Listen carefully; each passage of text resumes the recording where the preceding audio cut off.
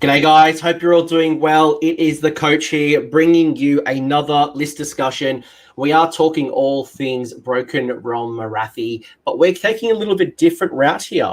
We are bringing back an OG army, a Warhammer Fantasy Battles army, and we're putting the band back together. It's like Blues Brothers. It's Blues Brothers for Warhammer. The band is coming back together. It is the Dark Elves back in action, and I thought Luke Zinderfor Gaming was an OG Dark Elf player, but he's just told me he is a Wood Elf player.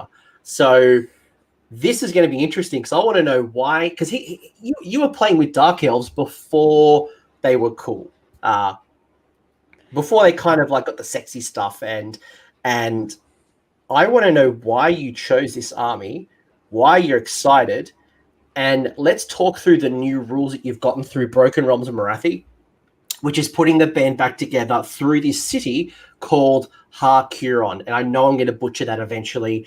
Anvil Guard is dead, spoiler alert, although you can still use the rules. We're not going to take you away from your toys. But Luke, g'day, hello, welcome.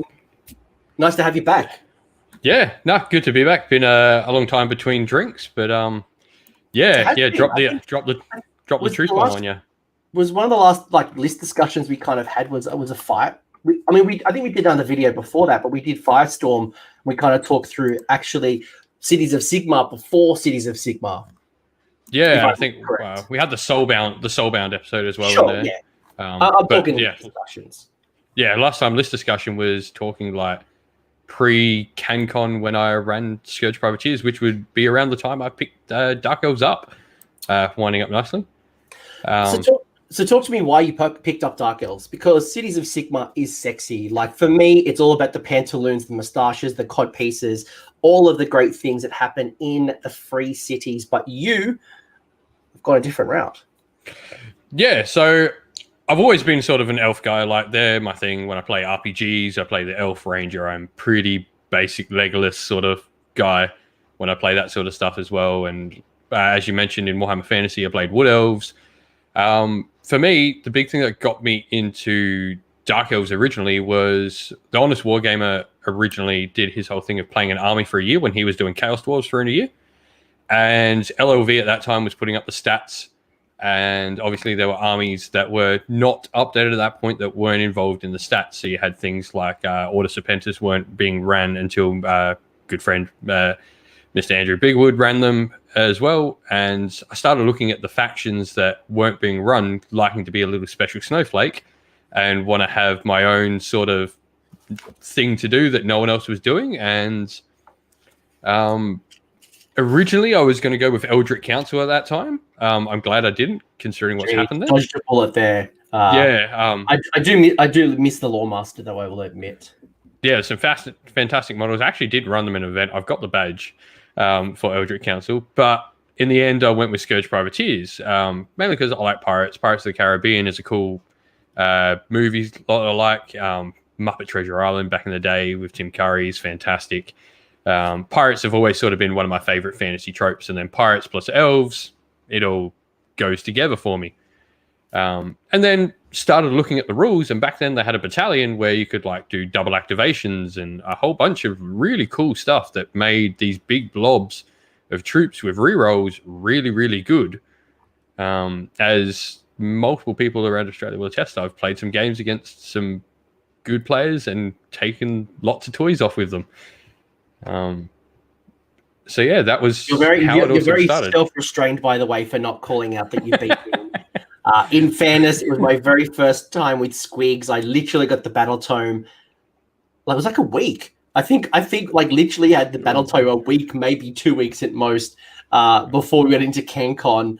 So I was furiously painting, but you grudged me at the time. We played and you shot off all of my grots and all my Squigs, and it was a sad, sad day for the Bad Moon. But I do remember that battalion very well, with all of the shooting shenanigans and all the speed. It was a lot of fun, but I think more importantly now, the band is back together with some cool rules, whether you want to go Anvil Guard, but more importantly, you've got this new rule set called Har Kuron, which is in Broken Realms of Morathi, as we've spoken about. So I really like it. I think there's some cool models. I've been kind of, just before I moved over to Gargants, I was bringing in dark elf models into my cities. I was playing around with a little bit of Tempest Eye, bringing in the Dreadlord and Black Dragon. I was bringing in Drakespawn Knights before they got a discount. I think they were running at 150 points at the time. They're now down 130. Bringing in some of the Scourge Runner chariots and the Drakespawn chariots, and there's some cool stuff. But then when we get into the rules very, very, very soon, you'll see that you can really make the most of it by bringing in Daughters of Cain not as an ally. They're actually very similar to Stormcast, the 1 in 4 rule, or maybe the Caradron Overlords, depending on which city you take in Cities of Sigmar. So maybe, small spoiler, we want people to read the book, Luke, but I know you're a bit of a lore master, so I do want to open up the floor here. What is Har Kuron, and why is it now a new, I guess, Allegiance city? I don't want to call it Cities of Sigmar because it's actually not really a city of Sigmar. No. So yeah, spoiler alert, probably duck off for the next couple of minutes if you don't want to hear the lore. We won't go too deep. We won't ruin Christmas. Effectively, Morathi betrays Sigmar, takes over Anvilgard, backstabs everyone there, and the Dark Elves now have their own city. It's effectively the first city of Morathi's empire. And so Anvilgard is no more, although there's a bunch of cool stories that talk about people from Anvilgard still going Anvilgard lives and all that, and not all the Dark Elves sided with her, which is really cool. That's probably the interesting part about it, but it's a new city, so it's not a free city, it's not a city of Sigmar, it's a new city. And yeah, it's all Dark Elves all day, and yeah, like Coach mentioned, you get the 1 in 4 rule for Daughters of Cain, but you do give up a lot for that. Yeah. And again, a little spoiler, a caveat here is that if you were really passionate about Anvilgard, Anvilgard, while in the lore, is no longer. It's been seized and captured by Morathi, and it's now been renamed Har Kuron. The rules are still in place. So if you really like Anvilgard, you can still play with your toys. You can still take them to a tournament. You can still play with Anvilgard. It's just from the lore, there is a separate option. And they talk through some of the things that, you might be a breakaway faction. You might be a roaming army that's kind of left and you're coming back to Anvilgard. So you don't have to, you don't have to not play Anvilgard if that's what you really like. But it is very different, Luke. Would you agree that Anvilgard and Har Kuron are two completely different cities? Yeah, both like narratively and in game wise, they're just humongously different in how I play the army. Playing Anvilgard a lot, obviously I have Scourge Privateers. They morphed into Anvilgard over time when I got Cities of Sigmar finally. And now learning the new 2 cities, and especially Har Kuron. Har Kuron is a very different learning experience to have to play my way through. While Misthaven is still a city of Sigmar, I've still got all those other tools that I'm used to. Har Kuron doesn't have a lot of those tools, but does give you stuff in replace, but you are giving up things for it. So normally at this point, I would ask you, what are the strengths and the weaknesses of the army? But I think it might be better off talking a little bit about what is this city all about. And so again, we go to Broken Realms Morathi, and we do notice there is, and there's a whole bunch of stuff, whether you're Deepkin, whether you're Daughters of Cain, whether you're Slaves to Darkness, there's a whole bunch of rules. But when it comes to the Cities of Sigmar part, we do have this little note.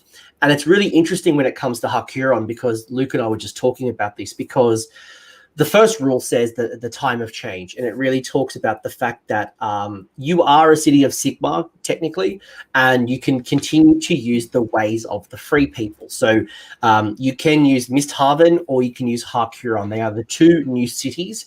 Now, I'm not going to dwell too much on this particular point because it is completely contradicted. So while it says here that you can use the ways of the free people, one of the very first lines it says in this in your city is that you don't get it.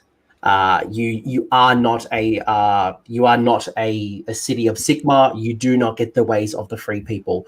So, Luke, what are we sacrificing when we're losing the ways of the free people? We're losing the amplified malign sorcery. Yep. So, Endless Spells Empowered goes away. We lose the ability to take Stormcast. That goes away as well. the Shields of Humanity rule that is. We also lose the Honored Retinue and whatever the associated rule for the shield on them is called, and we lose the General's Adjutant and his associated rule, the Wise Council rule. Yeah, so when you are a city of Sigmar, we're talking Hallowheart, Tempest Eye, Anvil Guard, Grey Water, etc., etc., etc. There's a whole bunch of cool rules. Your endless spells are more powerful.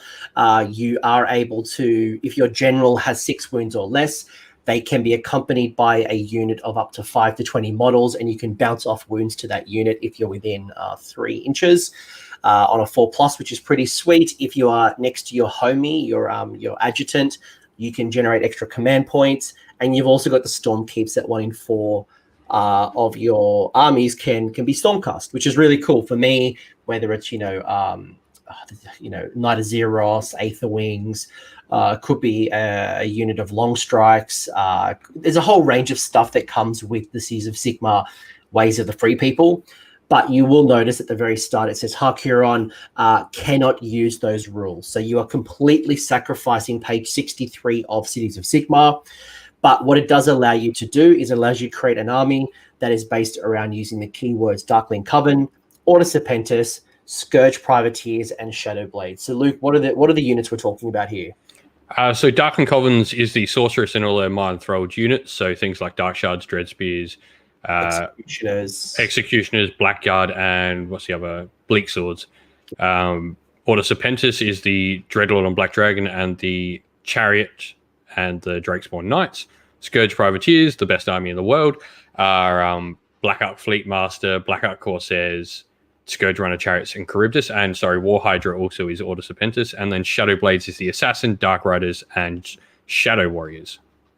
And the Charybdis is also Serpentis. Scourge. No, Charybdis is Scourge. It's the War Hydra that's Serpentis. Yeah, but like long story, you've got both the War Hydra and the Charybdis. So it's very, very. If you are old Warhammer Fantasy Battles, you are putting back your band together, and it will. We'll get to the rule in a second, and when we're talking about bringing the band back together. But you've also got your army must come from Akshi. So Anvil Guard, which is the former city, was based in Akshi. So your army is tied into Akshi as Har Kuron. What does that mean to you, Luke? So for that means you're getting an offensive artifact if you're going down the realm artifact routes, because you have to take the Incandescent Rageblade, which is effectively just a weapon that you pick one of your weapons, and every time you roll a 6 to hit, you get 2 wound rolls. It's not a bad artifact. It's probably one of the better realm artifacts nowadays. But you're limited on the heroes we can put it in, because what you're not able to take in Har Kuron. So that's probably the only impact. So if you were looking for something more defensive, I know I'm really obsessed at the moment with the Plate of Perfect Protection from Shimon. Or even like Shaiish being able to reroll 1s to save. Yeah. If you were thinking about something defensive for your sorceress on Black Dragon, unfortunately that's not available because you are landlocked to Akshi. That is the only that's the only realm that your army can take. Other than that, it doesn't really impact you. Some tournaments might tie some additional rules from the realm that you're from, but in most match play tournaments, it just means that your realm artifact, if you choose one, has to come from Akshi. Yeah. It just depends on your tournament. There's plenty around the world use a whole bunch of different rules, so they can have a bunch of different effects. Yeah. Keep that in mind. The other couple of rules that are really, really, really cool, the one that I'm probably most excited about is the Temples of Cain. So it means that 1 in every 4 units in a Har Kuron army can be Daughters of Cain keyword. Now, that means that they're not allies because they will gain the Cities of Sigmar and Har Kuron keyword. So the real synergies start coming about, which I'm really excited about. In addition, in each of your hero phases, you can pick 1 friendly Daughters of Cain priest to attempt to cast a prayer, in addition to the other prayer attempts, which is pretty sweet. And then we've got this is it Incitement of Murder, which is if this prayer is successful, pick 1 friendly Har Kuron unit wholly within 12 of the priest. At the start of the next hero phase, if the unmodified hit rolls for the attacks made by that unit is a 6, it scores 2 hits on the target instead of 1, so it basically explodes. Make your wound save and your armor saves as normal. So you can't stack this, you can't do them more than once, but you are getting an additional prayer. So Luke, do you like Temples of Cain? Yeah, it's cool. First of all, it's giving you Daughters of Cain. One thing really that a lot of the Dark Elf stuff lacks is a combat unit that can go in with lots of attacks. Not necessarily rend or anything. We've got that in Blackguard.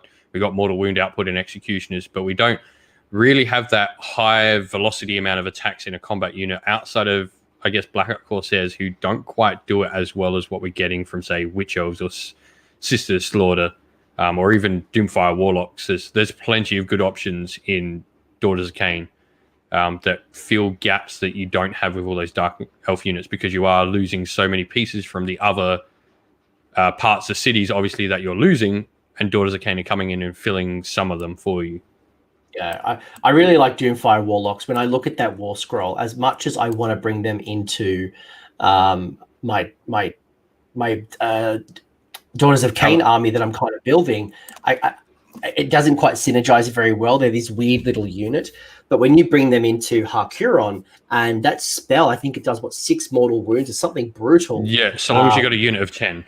Yeah, like it's a very attractive unit, and it kind of ties in really nicely compared to the other cavalry you get. Like, what are they called? The stupid Drakespawn Knights and Dark Riders. The other idiots, Dark Riders, the one that calls -1 bravery to nobody cares. Yeah.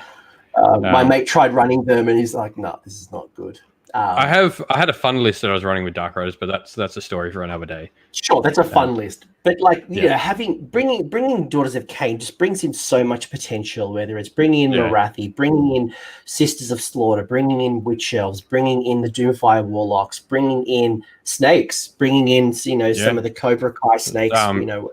Mortal Wound potential on shooting as well is something that you don't have. You've got lots. It's sort of the alternate is where you don't have. Like, you've got Mortal Wound combat with Executioners, but you don't have Mortal Wound shooting, which is what the snakes do that none of your other shooting does. An air eye as well, bring out. Yeah. And the cool thing is, and even the new guys as well. The K-Knight Shadowstalkers are a fantastic unit as well. And they get the keyword. I think that's the critical thing, because in Cities of Sigmar, I can still bring that in. That's 400 points of allies, but I can gain the keyword with Har Kuron and Cities of Sigmar, which means that I can really supercharge that army through synergy. So I really like it. What are your thoughts on the prayer, the incitement to murder? Yeah, so the prayers are interesting. I've seen a lot of people ask questions about how do you actually cast it, because it doesn't actually say here. And so what it tells you is it's telling you that a Daughters of Cain priest can cast it as if they were casting another prayer. On the Witch Elf, the Hag and the Slaughter Queen's War Scroll is actually how they cast prayers. It's not tied to anything in a Daughters of Cain book. It's on their War Scrolls. It's the generic 3 up to cast. On a 1, you do a mortal wound to yourself. But yeah, there's a lot of people asking questions about how that's cast, but that's how you do it. It's on the War Scroll. Good shout.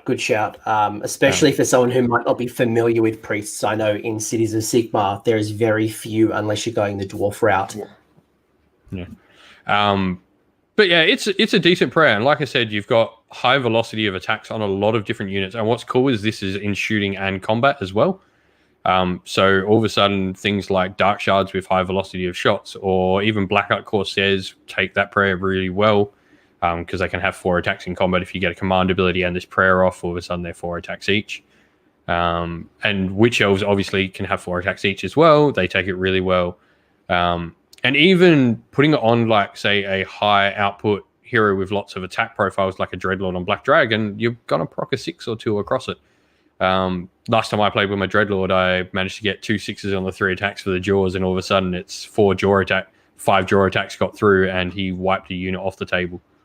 Yeah, because that's what Ren 3, Ren 2 D6 damage. I remember it was brutal. Yeah, he's Ren 2 and always D6 damage. Yeah, I remember when in my Tempest I put on Aura of Glory just to get 1 extra attack, and that can be quite tasty. If you're very fortunate to get multiple 6s, then that Dreadlord on Black Dragon is just an absolute beat stick, especially if you put that the Incandescent Rage Blade on him, or you do some little list tech there, and he is very worth his 300 odd points. Yeah, he is probably one of the most solid pieces in Cities of Sigmar and altogether. I've used him a lot. I was super impressed. Like, I remember in Tempest Eye, I'm just like, this was enough for me to switch over from free guilds and bringing my Griffin into bringing a Dreadlord on Black Dragon. And the Drakespawn Knights are very attractive now as well. The last thing you're going to get is the command ability. So you can use this command ability at the start of the battle shock phase. That's an interesting one. We don't really see that very often. If you do so, pick one friendly Har Kuron unit wholly within 12 of a friendly Har Kuron hero. One model in that unit is slain. However, in that phase, you do not need to take battle shock tests for friendly Har Kuron units wholly within 18. So kind of like the sorceress, where like a little stabby to a one of our little underlings, and normally the sorceress gets +2 to cast, but in this case, you create a bubble wholly within 18 immune to battle shock. Of that unit too, it is huge. So it's actually giving you an immune to battle shock of the unit that's actually being shot at, because you're making an example of the weak. So if you've got a large blob of say 40 models and do that, it's a massive radius on where that's affecting.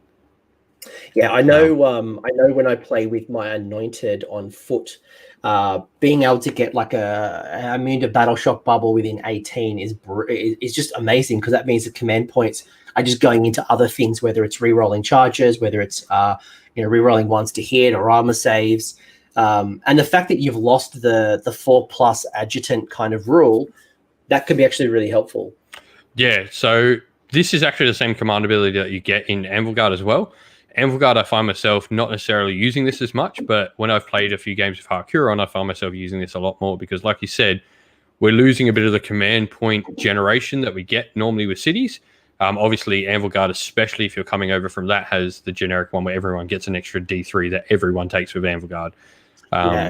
So normally Anvil Guard's actually starting a game with like 5 or 6 command points to begin with, where you don't need to be sacrificing models. But for this can really make just that big unit in the center of your line sacrifice a model, and all of a sudden your whole army can be pretty much immune to battle shock. Because 18-inch from a 40 blob, you're probably touching the corners of the table.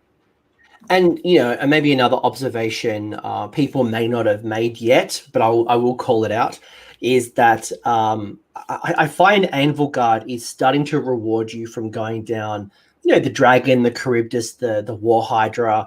You've got some very, very cool rules from the Mount trait kind of rules. The what's it called? The Drake Blood Curses. The Drake Blood Curses, that's the rule. So it kind of does reward you to go down that route. This one to me feels like it's rewarding you to take more of the bodies. So you can still use the monsters, but it's rewarding you for take your various of foot troops, again, whether they're daughters or whether they're cities of Sigmar foot troops. You are getting some cool synergies and rules there. Yeah, definitely. I feel this leads you to taking the bodies. This effectively, if you've got an old Dark Elf army sitting in the closet from Warhammer Fantasy Days, this is incentivizing you to get it out and on the table. That's exactly how I feel about this. And maybe before I get into the other set of rules, because you do get a battalion, you do get some spells, very generous spells, by the way. I'm used to most cities getting 3 spells, but you get 6 spells with Har Kuron, which was I thought was very generous. It was very cool. You got a couple of artifacts that come with this as well. But is this the time to rebase your Dark Elves, to bring them back on the table if you hadn't already done so with cities? Yeah, like this is all of a sudden options for Dark Elf players massively. Because Misthaven can, other city, but that rewards you for taking Dark Elf stuff in that as well. There's rules that base around Dark Elves in that. Anvil Guard obviously takes Dark Elves really well, and Dark Elves are combat based, so they do pretty well in Hammerhall as well. And even in Tempest Eye, when you're taking things like Scourge Runners, there's a lot of options if you're a Dark Elf player to go rebase your Dark Elf army and come play Dark Elves effectively too. I know one of my oldest and dearest mates who I've been playing Warhammer with since the dawn of time. We went to Warhammer World together a few years ago. Dave, my mate Dave, is just an absolute Dark Elf fiend, and he was running the Executioners, the Crossbowmen, all of those units, and I know he was struggling to really make the most of it and make it feel like Dark Elves. I feel like this is getting it. I think this is getting close to what you would have run and making it a synergized force. So big ups from me. From a power level perspective, Luke, how do you find this versus maybe some of the other cities? And obviously we can't compare it because, the way that Hammerhall works as a city obviously rewards you a certain way, especially some of the battalions. Tempest Eye, they all kind of reward you. But on a scale of like power level, do you think Har Kuron is hot garbage? Do you think it's like broken OP, or do you think it's kind of somewhere in the middle? It's probably somewhere in the middle, to be honest. Like, it's definitely not OP. This is not the city that's got all the janky rules that are going to pull things like out to meta busting potential, but it's also not terrible. Like, the rules it's giving you are directly beneficial to all the things you're going to be taking in the army. They've done a pretty good job at, like, okay, we're going to give you things that make units with lots of attacks better, and that's generally what the Dark Elf units have. Lots of attacks, not necessarily the best. This makes your lots of attacks more attacks, which is making what you do better than what it was, which is generally the way to go when you're trying to buff something. You're not looking to buff where you're weak. You're looking to buff what you do good to do even better. Yeah, I would agree. I think you know, in honest games, I don't think it's a rubbish army. I don't think it's a game breaking. You know, Lord Croak move aside. We've now got Har Kuron. It's a good little kind of in the middle, which is where I think we need to be. So you're getting a couple of artifacts along with this. So you've got a couple of artifacts. You get a couple of spells. The artifact choices, you've got 3 artifact choices, plus obviously the Akshi artifact that you're realm locked to, being Har Kuron. You get 3 of them, and I think there's some interesting ones. You've got Bathed in Blood, where you add 1 to the general's wound characteristic. These are the command traits. Oh, look at command traits. Oh, hashtag fail. Hashtag fail. I'm getting excited about artifacts. Command traits. So you got command traits. So you're going to get, as I mentioned, +1 to the general's wound characteristic, as well as in your hero phase, you can heal a wound, which is quite generous. I imagine probably quite good for something like the Dreadlord or a Sorceress on Black Dragon. Maybe wasted on like a 4 or 5 wound general. You've got the Murderous Zeal. So this general can attempt to use incitement of murder, so cite to murder prayer in the same manner as a priest. If this general can already attempt it, they can cast it twice. Okay. Yes, that's really interesting, that one, because normally, as the rule states above, you can only attempt to cast it 1 through your whole army. So this is the only way you can get to cast it twice, is if you take a priest. Now, it's worth noting that the only priests available to you in Har Kuron are the Daughters of Cain ones. So a Hag Priest or Slaughter Queen. And the equivalent on a Cauldron. Yeah, and the equivalents. Yeah. And then you finally got Dark Adept, which is the general knows Arcane Bolt, Mystic Shield spells, and can attempt to cast 1 spell in the hero phase in the same manner as a wizard. Or if they already are a wizard, you can attempt to cast 1 extra spell. General thoughts, are all 3 of them good? Some stronger than others, some situational. What's your take on the command traits? I think they're all decent on different things. The Dark Adept's very specific. It's probably only good if you're taking like a Sorceress on Black Dragon that's not Drusa Kraith. Because obviously we'll get to her in a sec, but the dragon in the battalion is a named character, so she can't have any of these. But it's not worth chucking on another hero because it's only going to give you Arcane Bolt and Mystic Shield. It doesn't allow you to pick a spell because it doesn't make you a wizard. It just makes you able to cast a spell as if you were a wizard. Do you think it'd also be good for someone like the Sorceress on foot? You know, going the stabby, getting +2 to cast, being then a double caster? Yeah, it's not too bad on her, but once again, she is really squishy as your general. But there are ways we can get to in a sec on how to counteract that. Cool. And the first one, like you said, is good on the 2 dragon variations, or even if you're taking like a Cauldron of Blood or a Bloodrack Shrine or like the bigger monsters, because effectively it's an extra 2 wounds to your initial profile. Yeah, I mean, you're healing one wound in your hero phase. So at best, you're healing 5 wounds. And then you're also gaining an additional. So while that's not going to change the behemoth bracket, it will make it just that little bit more survivable. Yeah, and the Dreadlord is actually 4 wounds to drop him in his first bracket. I believe, no, he's 3, but it makes it easier. Like, if your opponent starts dropping you brackets and you're healing a wound, it means if they've only just managed to drop you, you'll all of a sudden back up that bracket, which is cool. Yeah. If I remember correctly, Dreadlord on Black Dragon actually doesn't degrade that bad. I remember being wounded and he was still really good. He always does D6 damage. That damage profile never drops. It's just the wounding, which goes to like a 4 at worst, which you can buff. Yeah, absolutely. So I guess I'm hearing they're all okay. Maybe some are better than others, and some I'm are sure a bit specific is probably the way. Yeah. and with the list that we're going to go to in not too far away, after we go through artifact spells and the battalion, you've got 2 listings to kind of put this all into practice for us. You do have 3 artifacts plus the one in the realm. We'll actually get to that now, Luke. Yeah. Unlike those fake artifacts that we were just talking about. Yeah, so the artifacts in this their artifacts are good, like really solid. I would put them probably more than really solid. Getting access to the Incandescent Rageblade, you've probably only got the Dreadlord and Black Dragon. That's the realm artifact I'm talking about. He's really the only option you're ever going to chuck it on. You would never chuck on a Sorceress on Black Dragon. You're not wanting her in combat. And your other combat heroes are Black Arc Fleet Masters. Maybe on a Cauldron of Blood, it could do all right, because the Hag can buff her damage profile with her weapons. That's not a terrible option, but even on the Dreadlord, it's not the greatest artifact because he doesn't do a lot it's the dragon that does the work. So unless you're taking like the Lance variation, I don't think it's worth it. On the Sorceress, it might just be a nice little defensive situation that if she finds herself in combat, she's got a little bit better chance. Because one of my biggest gripes with the Sorceress on Black Dragon is that she's a 5-up armor save.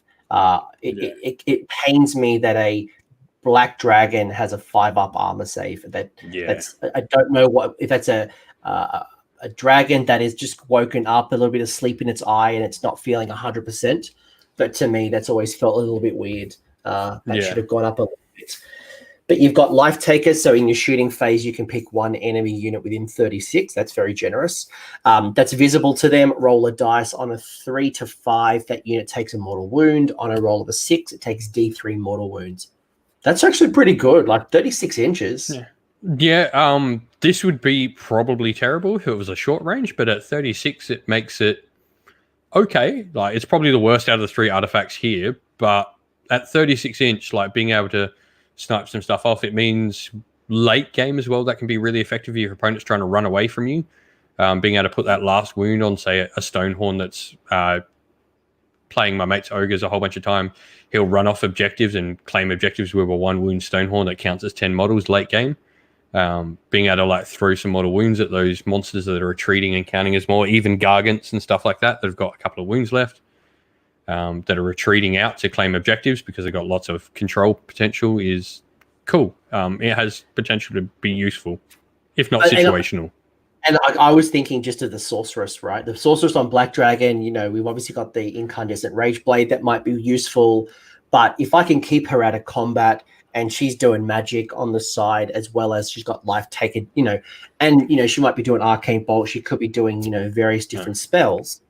That potentially 1 to D3 mortal wounds could be the difference between taking down that 5 wound character or maybe even degrading a behemoth profile to make it move a little bit less, to do a little bit less damage. Yeah. So what's cool about that, as you mentioned too, the Sorceress, she always does D3 mortal wounds because you've got a better spell that Word of Pain always is D3. You would never use Arcane Bolt with her because she can do D3 instead. I was more thinking if you took the double cast, if you gave her the +1 cast, if you gave her the +1 spell and you then did Word of Pain and Arcane Bolt, that could be a lot of damage then as well as Life Taker. So you could be snapping those 5 wound characters like that. Yeah, so that's just requiring 1 lucky roll on one of those dices to be a 5/6 on the Word of Pain, a 10+ to cast, or a 6 and getting a couple of 2 mortal wounds, and it's a 5 wound hero dead. That's not too bad, actually. Hadn't thought of that one. it's just, and I think this is where this discussion is going to be seasoned to taste. If you love your Dreadlords and you want to build around, a whole bunch of Drakespawn Knights, and you want to have like 20 or 50 Drakespawn Knights, cool. This is how we're thinking about the rules. But if you want to put down, your Executioners, your Bleak Swords, your various Dark Elves or Witch Elves, take what we discuss and make it, I guess, most suitable to you. But you got a couple of other artifacts. You've got the Trader Banner, which subtract 1 from the hit rolls for attacks made by missile weapons that target a friendly unit wholly within 12 of the bearer. And before Luke responds and tells us what he thinks about that, we've also got the Nullstone Vizard, which if the bearer is on the battlefield at the start of your hero phase, roll a dice. On a 5+, you get a command point. Both of them are awesome. They're the 2 I would be taking all the time. that Trader's Banner really helps because you're still getting Lookout Sir, but the fact that you've lost your Loyal Bodyguards rule or Loyal Shields rule with the Honored Retinues, this can give you some of that defensive buff and really make your characters hard to pick out. And it even works because remembering that the chariots from Daughters of Cain are also -1 to hit because they're not monsters. So you can potentially get Cauldrons of Blood and Bloodwrack Shrines at -2 to hit, which is really nice. Because no one wants to get in combat with that, or the Avatar will smack them.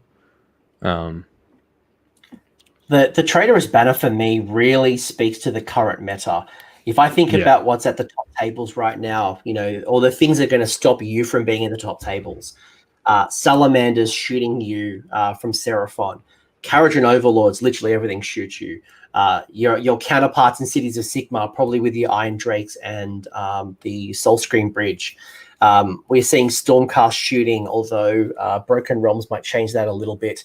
We are seeing a lot of shooting, so being able to subtract 1 to the hit rolls for shooting, that's pretty nice. That's pretty nice. I mean, it is a wholly within 12, so you might want to start thinking about maybe something with a large base to make the most of that 12. But -1 to hit's not bad as you're advancing your force.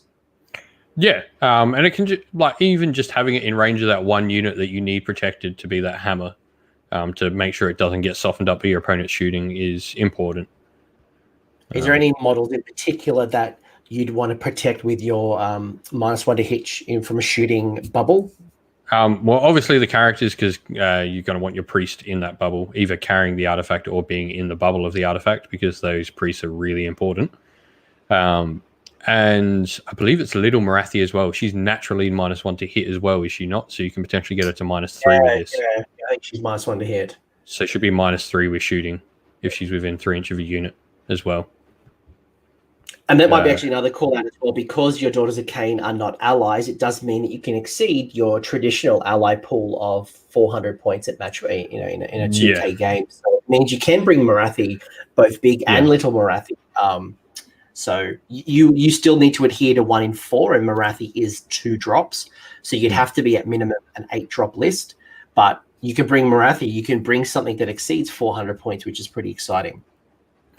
Yeah, Dark Obliterator's got a good shout out that this can go on like an assassin as well, so you can drop it on the table where you need, or so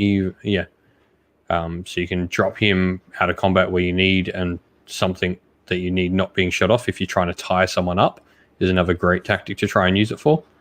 That's great. Because all of a sudden the unit and him. Yeah, and if you need the extra CP, the 5-up is all right. So it means you probably get 1, maybe 2 during the course of the game just using Maths Hammer. But those 2 extra command points could be the difference between a reroll charge. It could be if you were able to get incitement to murder on a block of witch elves, getting them the extra attack, and then you rerolling 1s to hit, as well as some other buffs that could be very, very, very dangerous. Yeah, and then the spell law. Yes, and you got a generous 6. I keep saying generous because most Cities of Sigmar, other than Hallowheart, only get 3 spells. You get 6. You've got Zap Strength, the Withering, Voltrillic Spray, Steed of Shadows, Pits of Shade, Shadow Daggers. Some of these are familiar, Luke. Some of these I've seen before. All of them are. Depending on what you've played. So 3 are the Anvil Guard spells are all there, and the other 3 are actually from Daughters of Cain. So Sap Strength, Vitriolic Spray, and Shadow Daggers are all the Anvil Guard spells, and Withering, Steed of Shadows, and Pit of Shades are all from the Daughters of Cain book. There's some really good spells and a lot of utility amongst these spells as well. Vitriolic Spray, people will know well enough by now. It's a lot harder to get off in Har Kuron because you don't have the unlimited spell portal like you do in, say, Anvil Guard. You also don't get your Gyrocopter, which is a nice little combination that you run. You see in Anvil Guard. Yeah. However, there's tricks you can do of playing as a beta strike list where you can make sure you get your Vitriolic Spray, allowing your opponent to break on your lines, having, say, a shooting unit or a unit 3-inch out and your sorcerer sort of tucked in there. That allows you to play very beta strike sort of forces that get off Vitriolic Spray and effectively can destroy whatever comes in and destroys your screens. is really nice for vitriolic spray. Steed of Shadows is great as well. Allows you to get characters around the battlefield. It also 16 inch it's even good on the dragons and fly. Because it actually ups the dragons' move because they're only movement 14. So that extra 2-inch can be important at times as well. Especially when you're wounded. If your Dreadlord is wounded, being able to bring that up to 16 and being able to reposition can be great. We'll talk about something I like to use later a lot more, but Little Morathi with this is nice as well, being able to use her because obviously both versions of her can only take 3 wounds. You can swing her around the table, and this allows her to do effectively what the Shadow Queen does, and Morathi Kane can now go tie up units and not be taking wounds, and you can sort of double team tie up your opponent's army. Do you like all 6? Do you think that 3 or 2 of them are stronger than others? For me, Sap Strength is cool, a good spell, but it's not as useful, mainly because you've already got a -1 to hit spell that does D3 mortal wounds in addition on the Sorcerer's War Scroll. Withering, once again, you've got access to that somewhere else. The Bloodrack Shrine has the Withering as its base spell, as does the Bloodrack Medusa, so you've got access to that otherwhere. Pit of Shades is cool, but a lot of people are playing high movement armies at the moment, so it's not really that effective in the current meta. Like, if you play Eels with that, you're never going to do a wound. But against, if you draw like Fire Slayers, or even KO is not bad against that, because bar their ships, they actually are really slow. And Shadow Daggers is decent. D6 mortal wounds at 9-inch. Okay, it's only 9-inch, but if they get too close and they get in range, it means you're not allowing certain things in range of your wizards, because they can't take the test that a sorceress is going to cast a 7 9 times out of 10 when she gets +2, because it's a 5 to her with a +2 to cast. Yeah, I don't think there's anything wrong with any of these spells. Like, all 6 of them, they have use, but unless you have 6 casters in your army, you're probably going to pick a couple of them. And I probably agree with you with Vitriolic Spray, Steed of Shadows. There's a couple of utility pieces here and there, season to taste if you want to, whatever it might be. But actually, you know what? Even Sap Strength, because it's -1 to hit, it's not just shoot. Yeah, so like with the banner, it's only -1 to hit in shooting, but this is -1 to hit generally. So it could be a nice little stack with the -1 to shooting and making you -1 to hit in combat as well. Yeah, it can also stack. Like, the other thing would be like trying to stack it. You can stack that on top of Word of Pain, on top of the Trader banner, which can be -3. So you've got a -3 potential in the army. Is this Sims or Gloomspite Gits? Yeah, and we'll add in all the things with Little Morathi. Should be like -5, I think, max as you can get. So she's impossible to hit. 6 is always hit. Yeah, but 6 is always hit. But then, so it's not worth trying to throw them on. Yeah. Yeah, that's pretty cool. I mean, there's some good spells in there. Again, choose what suits your army best. But I was really happy to see that all 6 of them have use. The other thing you're going to get, and we will talk about the lists right after this, is you do get a battalion. And the battalion, to me, felt very thematic. Unlike the other Cities of Sigmar battalions, I thought it was quite generous. It doesn't ask you to actually take a lot. All you need to do is take a named sorceress on Black Dragons. So she doesn't have a unique war scroll, probably the biggest missed opportunity, in my opinion, to have a separate war scroll for her. But Drusa is a named sorceress on Black Dragon. You also take a unit of Dread Spears and a unit of Dark Shards. Everything from the army must either be Anvil Guard or Har Kuron, so probably means that we can bring this battalion into Anvil Guard as well. Yep, because effectively Drusa creates the narrative of her. She's like Morathi's eyes. She's the one pulling all the strings in Anvil Guard. She's Morathi eyes and ears in Anvil Guard. So she's there before the fall of it, and she's there as its Har Kuron as well. So if you like the rules and you're like, I want to bring this into Anvil Guard, good news, this battalion is an extra Anvil Guard battalion. Yeah. But we're here to talk Har Kuron. Yeah. It's cool. Like, this probably the biggest thing I like about this too. It's a little minor thing, but some people might notice it. The Dread Spears are the unit instead of Bleak Swords, which is cool because Bleak Swords have an ability where they get 6s to hit, do 2 wounds, but obviously we've got the prayer for that. So it's nice to have the thing where Dread Spears actually get extra rend when they roll a 6 to hit. So we're getting both things now instead of just one with the Dread Spears, which is cool to see them as the unit chosen instead of Bleak Swords, where you just have a excessive rule where you're not getting anything extra by putting it on this unit. It felt a little bit excessive and a bit of a tax at times. With this battalion, you're going to get two things. You get your ability and you get your command trait. The ability, Subjugated. Yeah, I'm squinting, looking at my screen. So in your hero phase, if the sorceress from the battalion is on the battlefield, you can declare that she'll compel her minion to attack savagely. If you do so until your next hero phase, add 1 to the attack characteristic of weapons used by the Dread Spears and the Dark Shards from the battalion, but you will subtract 1 from the save rolls for attacks that target those units. So this is where your Trader's Banner can come in useful as well to try and protect the units that are using this. So if you can position your Trader's Banner that you're taking to make that -1 armor save not as deadly. It's also worth noting that most of your combat units are actually on a 4-up save anyway because they have shields. So Dread Spears are on a 4-up save. So they only go to a 5. It's the Dark Shards that it hurts more, going from a 5 to a 6. 5, yeah. You beat me to it. I was just bringing up the War Scroll. Yeah, so Dark Shards going to 6, let alone Ren coming into play. That those Dark Shards will go. They'll die to a stiff breeze. However, they will have 3 attacks each, so a full unit of 40 will have 120 shots. They'll be hitting on 3s, and if you've got the Withering, which is a spell that's -1 to wound, from whatever source you get that from, you could be 3s and 3s with 120 shots. It's going to roughly do, I think I worked out, it can potentially do like 57 damage if you got the command ability for reroll 1s off. Yeah, I was about to call it out that it doesn't specifically say that it's a combat, only for combat weapons. So your Dark Shards with your repeater crossbows, especially when you've got 10 or more models in that unit, are just going to put out a sheer crazy amount of damage. Yeah, and as mentioned before, they can take the prayer as well. So 6s will start proccing. It can do a lot of damage. It won't have Ren to that damage, but anything that's trying to roll 57 dice to save it is going to lose a lot of models.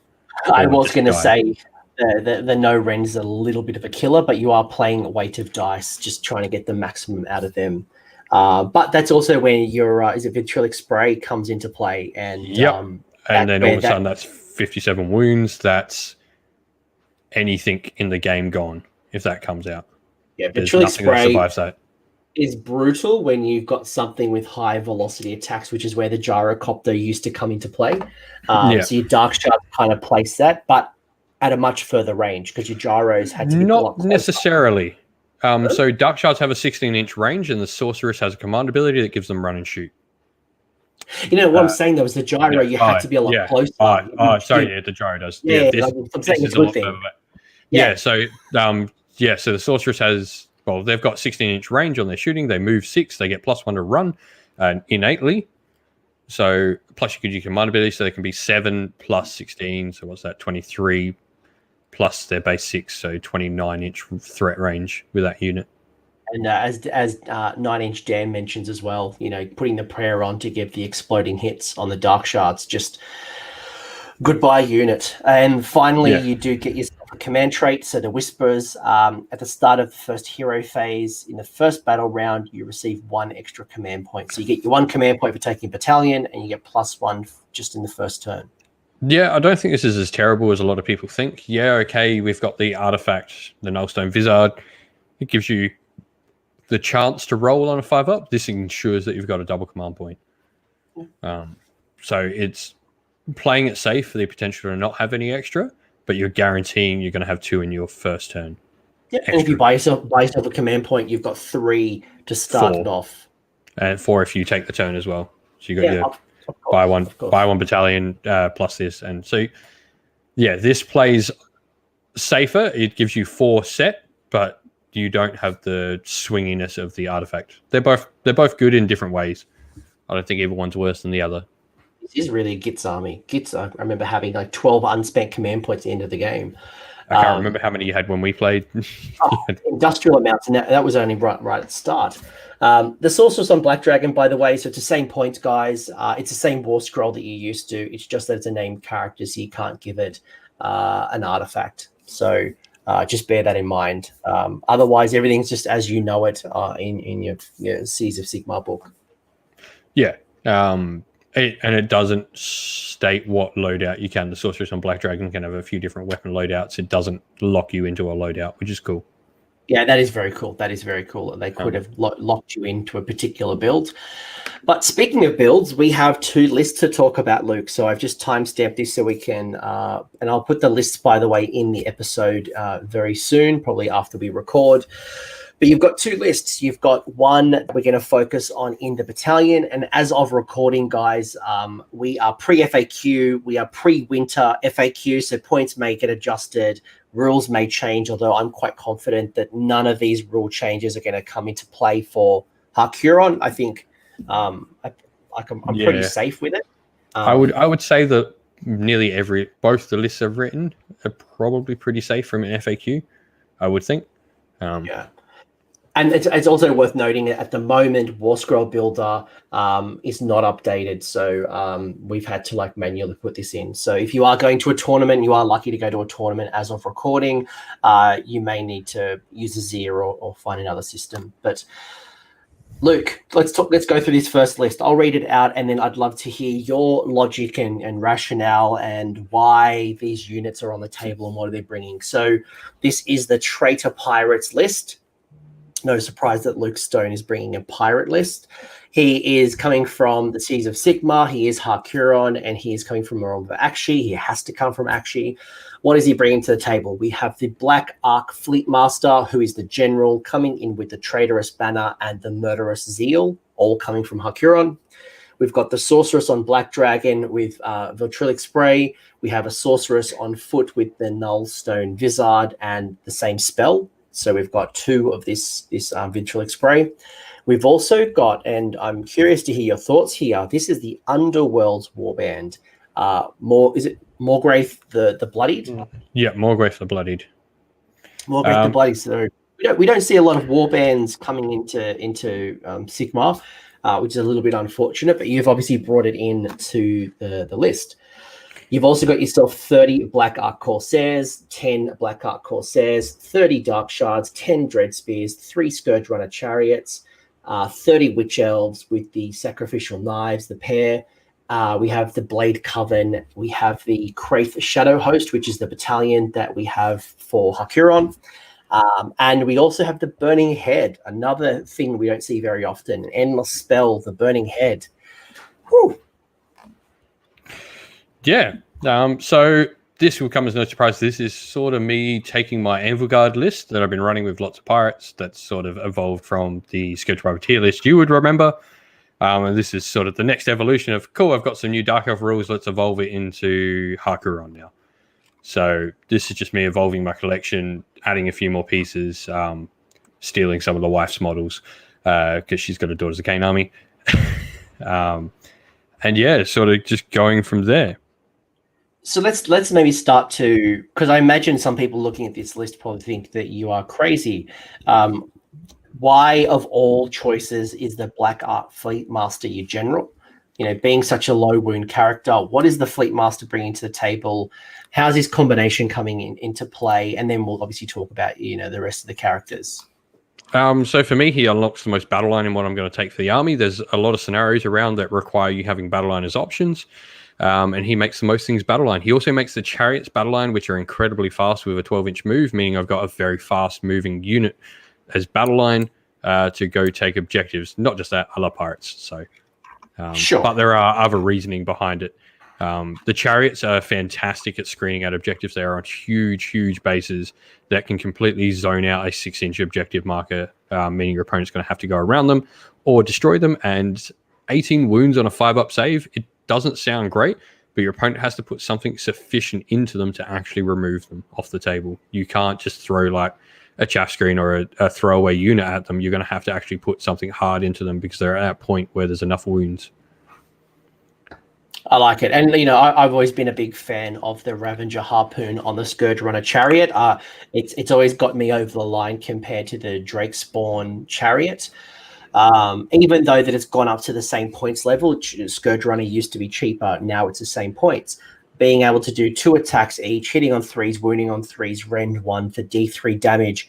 And when you take a unit of 3, you get access to the leader, which is the High Beastmaster, that adds +1 to the hit roll. So one of your chariots is hitting on 2s, wounding on 3s, when rend 1 for D3 damage, 18-inch range. So and then obviously on top of that, if you hit with a 6 on the harpoon, it does D3 mortal wounds. So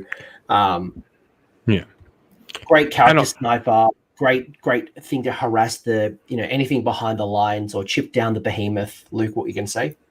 And there's also 12 crossbow shots coming out of them. They've still got 4 shots with crossbows, so it's even just that extra wound you're likely to get through on a crossbow can mean there's something between being bracketed and dead. Yeah, the nice little chip damage right at the end. I really like just the high movement of 12 inches, the big base size plus the 18-inch. So really, you've got what's that 30-inch threat range, just being able to move and shoot. So happy days. Yeah, that, like, going back to the Fleet Master, that's the reason I take him. He gives me the access to the most battle line. Having those chariots as battle line is a really cool thing because it means they can be quite a big nuisance for your opponent. I think which scenario is it? Is it Better Part of Valor or the other destroy objective ones that requires battle line to be on the objective? I think it is the other one. But either way, there's one battle plan. There's a couple of battle plans where battle line is important. It makes things good for you to have lots of battle line nowadays.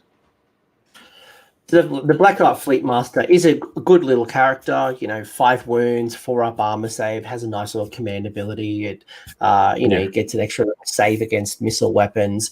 Obviously, unlocks your battle line options, especially with the Scourge Runner chariots. Is that the only thing it's doing, or should we move on to maybe one of your other characters? Yeah, that's really all he's doing. His artifacts. Probably the thing to note is that I've given him the command trait Murderer's Zeal, so he's going to be another priest that can do the prayer. So we've already got a priest, so Morgreth the Bloodied later can do the prayer as well, but this just gives us the potential to have it on 2 different units. In this army, I've got a lot more units that are going to be wanting that prayer, so being able to have the 2 characters at different parts of the battlefield supporting different units, I can use the prayer where I need it. Yeah, having redundancy, I remember learning that lesson when I played Legions of Nagash, and just, instead of having multiple different spells, just having the same spells, Fading Vigor, wherever I needed it on the battlefield, just having it where I needed it at the time was just invaluable. So, people looking at this going, well, why would I do that if it's just redundancy? Either losing a model and not having access to that spell, or being able to choose the best place on the table is invaluable. So I like that you've doubled up on that spell. Yeah, redundancy is incredibly important. I can't say this enough for any army that you're doing. Even in my other Cities of Sigmar armies, I've started taking like 2 light wizards now to make sure fast protection is where I want it on the table. And just things like that. It's an incredibly important thing to have redundancy. You don't want your plan to hinge on something or to not have access just because you're 3 inches too short. Yeah. Talk to me about the Sorceress on Black Dragon, because this is a model that I've always wanted to take, but I can't justify it. It kills me that it is better than the Free Guild Battle Mage on Griffin. I'll give it that. It's definitely a much better spellcaster. But talk to me. It's got a 5-up armor save. It's got 14 wounds, so it's quite durable. It's decent in combat, although I don't really want it in combat. Like it's kind of medium. It's not Dreadlord level, but it can fight itself out of combat. It's got some nice little units. Obviously, it can fly. It's got 2 good command abilities. It's got the Blade Wind spell. You got the Noxious Breath. You got the Blood Sacrifice abilities. What's this bringing to the table? So for me, this is going to be Drusa Kraith in this army. It is probably the only time I would ever take one. They, as you mentioned, they're not particularly great.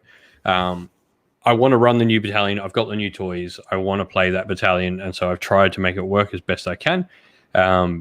It does have uses, though. It is normally your wizards, especially now you've lost access to faster moving ones like the Hurricaneum and stuff.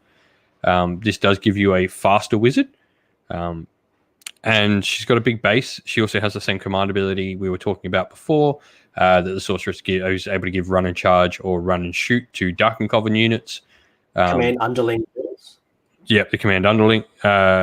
She has command underlings, and then she's also got Inspire Hatred as well, which is reroll wound rolls of 1, which the Sorceress on foot I don't think has. I don't think I don't recall. Pretty sure.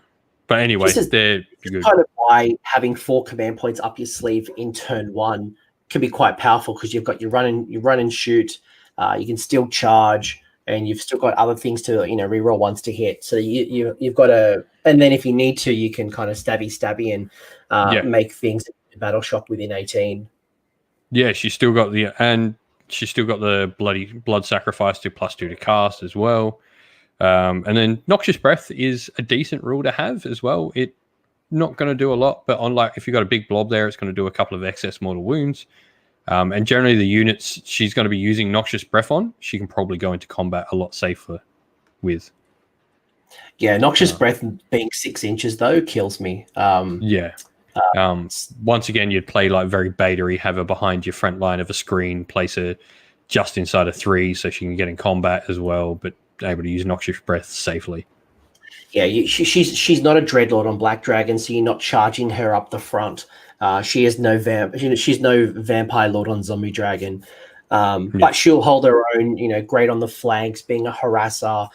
Maybe worth making her a double caster if you go down that command trait route. The fact that being able to run and charge or run and shoot can be quite powerful with the Darkling Coven keyword. So bear that in mind. It's not Order Serpentis. It's not going to be the other parts. It's just Darkling Coven. Yeah, so that is probably something to mention as well, that the army is still very keyword bingo, like your normal cities. Even though it's all Dark Elves all together, the Blackout Fleet Master still only works on Scourge Privateers, the Sorceress still only works on Darkling Covens, the Dreadlord still only works on Order Serpentis, etc. And as you said, being able to run and shoot with what's the Dark Shards? The Dark Shards. Yep, Dark Shards. And then if you use Vitriolic Spray and kind of reduce that armor save to nothing, being able to just bring yourself up to the front of the table, just absolutely raining, blocking out the sun, with no armor save as well, can be absolutely brutal. So I like it. Yeah, she allows you to get Vitriolic Spray where you need it as well. A lot more maneuverability to get that spell where you want it. And if you really want to make sure that you got that spell, you might pay for Umbral Spell Portal to kind of put it through. That's a very, very Cities of Sigmar thing. But in the world of Lords of Change, Lord Croak, Teclis, that's becoming harder and harder to cast. So being able to naturally get the movement just from your Dreadlord, that actually might, also not your Dreadlord, your Sorceress, that actually might work a lot better, or at least more consistent. Yeah, she does options for you, and she's certainly not worthless when you're taking her as Drusa Kraith, I think, because once again, she's giving a lot into that battalion to those units around her. And obviously that decision is driven by the battalion as well, so you've got to take her. You've also got yourself a Sorceress, so anyone who plays Dark Elves is probably very familiar. People take a single Sorceress, sometimes a double Sorceress. You do get Command Underlings, so that also does allow you to do the run and shoot or run and charge.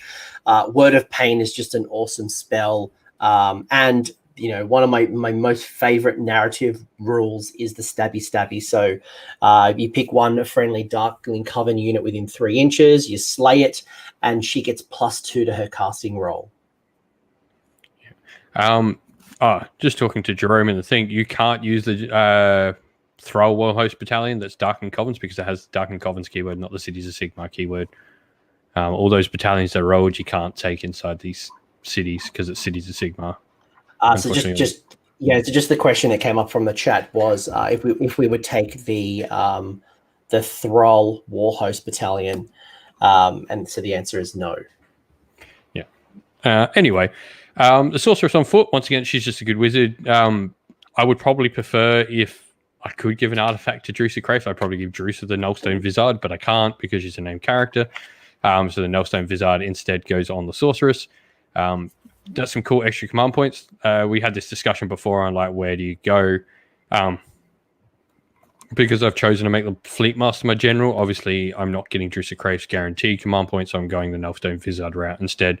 That's more so based on my choices with the Fleet Master rather than any of that. Vitriolic Spray, again, as we mentioned, redundancy. That's all it's for.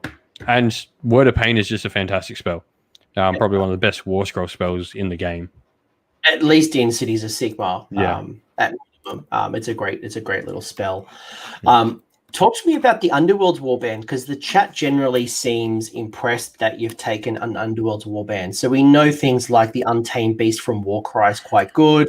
There's a couple of situations in general where you take a Underworld's Warband, but in most cases you don't see them brought in. I personally bought this unit just to get an alternative Hag Queen and some alternative sculpts. But what is the Morgraith, the Bloodied, bringing to the table? So obviously she's a Daughters of Cain priest, so she's getting all the benefits that a normal hag or slaughter queen would get. Obviously being able to do the prayer and all that. However, her bodyguard unit has to be bought with her, which obviously comes in at 0 points. We'll see them down on the list low or below. But when they're near her, they actually take wounds for her. So she all of a sudden goes from 5 wounds to, I think it's 9 or 10 wounds when they're near her. They have effectively the Loyal Shields rule on them, where they take a 4 up. So in the current meta where shooting is just taking 5 and magic is just taking 5 wound characters off the table, Morgraith is just better than a normal Hag Queen every day of the week. For 50 points more, I'm getting 50% more survivability out of her. So you're just guaranteeing that she's around longer because of the extra wounds. Yeah, she's all of a sudden not being taken off turn 1. And potentially not even turn 2. They're going to have to focus on her for 2 turns with their magic. At that point, if you're doing that, cool. If you're focusing on a... Yeah. It's wounds not going into your sorceress. It's wounds not going into your Black Dragon. Yeah. Thank you. 10 wounds, apparently, according to chat. Thanks, Bottom. But yeah, that's literally the thing with her is I would prefer if I could have got a hag in there, a Hag Queen on Cauldron. I just couldn't fit it points-wise. Might play around with that a little bit later, but if you can't I couldn't take the Cauldron, that was the next choice. And again, seasoned for taste. If you want to bring a Cauldron, if you want to bring something else, you don't want to take Burning Head, you want to take Quicksilver Swords, do what you want to do. But we're kind of hearing how Luke's putting these rules together. You got yourself 30 Black Ark Corsairs. Now, people probably aren't very familiar with the pirate life when it comes to Corsairs. So don't just sell me. You shot my squigs off the board. But sell the folks why you would take Corsairs and what they're bringing to the table that maybe a Dark Shard wouldn't be bringing. So for me, the thing they can do with Dark Shards is I don't think there's really a difference. They are an awfully lot cheaper. Being 80 points instead of 100, so that really does start to compound, and especially not necessarily now because I've had to take 30 blocks in this particular list. When you start 40, they do get a Horde discount as well, and they get really, really cheap compared to those Dark Shards. The potential is they have some combat potential. They're a little bit more survivable against shooting with the cloaks as well, and they also they've got the +1 to hit just like the Dark Shards as well when they're 15 or more. 15 or more, not 10 or more though, like the Dark Shards. So they have points is probably the biggest thing, and I like pirates.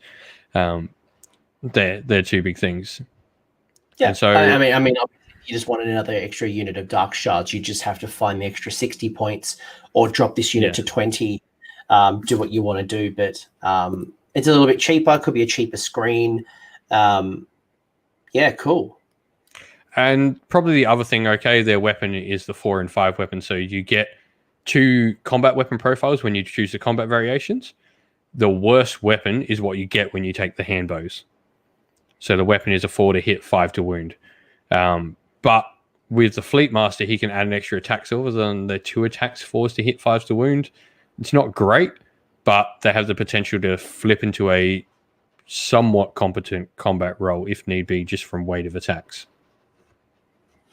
Yeah, cool. Next one is we've got the Dark Shards. We kind of already talked about the Dark Shards.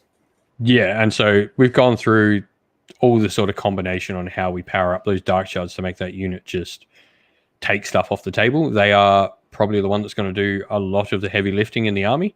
If you can get all the buffs and get vitriolic spray and all of that stuff, then yes. And also, I have 12 units in the army for 3 dock units. Yeah. Although technically we've got... Yeah, you got 3 dock units, but you're 12 drops. No, you're 11 drops. Am I 11? I might have got it wrong. might need to find yourself another unit. Then we'd drop 10 witch elves out. Whoopsie. We just dropped it. And this is kind of like just being mindful. It doesn't change a lot of the context. So good shout out. If we do need to have one in every 4 as one in every 4 can be Talkin. So if you want 3 units, because the Morgrath the Bloody is counting as 2 drops, both her and then the Blade Coven, that's 2 different drops. That's something to be mindful of. But it doesn't really change what you're trying to do here. I wouldn't worry about it too much. Yeah. Anyway, little oversight on my part. We're all learning. We're all learning. It's just something. I think it's the Underworld Warband being a 2 drops, despite paying 140 points. It is 2 drops, which is probably another lesson as well with Morathi. Morathi, you've got to take both big and small Morathi together, but they count as 2 drops. So it does mean that if you're trying to bring in other Daughters of Cain, you're going to have to be at like 12 drops or even 16 drops. Again, 1 in every 4. Yeah. So you've got your 30 Dark Shards. They're doing a bunch of shooting. We already know about the sheer output through the buffs. We know through Vitriolic Spray, you're going to be able to then take down your opponents by reducing their armor save to nothing. They're able to run and shoot through the command ability from the Sorceress or the Sorceress on Black Dragon. Any other role that the Dark Shards are playing? Not really. Like, the ability to run and charge is nice late game. If those 30 models are still together, they can run and charge onto an objective late game, which is cool because all of a sudden it's 30 bodies. Your opponent, if they've only got like a little unit tagging, you can run and charge up the table, claim some backline objectives with some decent movement because they're going to be 13-inch move on a basic run if you use the command point as well. And then we've got the 10 Dread Spears. They're just there to be. That's your sacrifice. That's your +2 to the Sorceress on foot's sacrifice for the spell. Yeah. It's a pretty staple, regardless if you do Anvil Guard or I see this in Hallowheart. People take that little combination of the Sorceress and the Dread Spears. So it's nice to get that guaranteed cast. I know, especially like in Hallowheart, I know people combine like the Hurricanum and the Battle Mage to get your pluses. By being naturally getting a little bit of a screen, -1 to hit because you're going to be Lookout Sir, plus the +2 to cast. It just makes life a whole lot easier to get off those endless spells, whether it's Soulscream Bridge, whether it's going to be, what's it called? Soulscream Bridge, Umbral Spell Portal, the Burning Head. Got the Chariots, we talked about those big bases, lots of shooting, lots of movement, 12 inches. The hero that comes with it, which is pretty sweet. Well, the leader, not the hero. The Witch Elves, they're obviously combining quite well with the prayer, the murder prayer. Yeah, the Witch Elves, they're there to take the murder prayer from the hag. And also Morgrath will be running around with them because they'll be getting 4 attacks each base. You'll generally pair of sacrificial knives, I think, is the better variation in Har Kuron because you're trying to get as many attacks.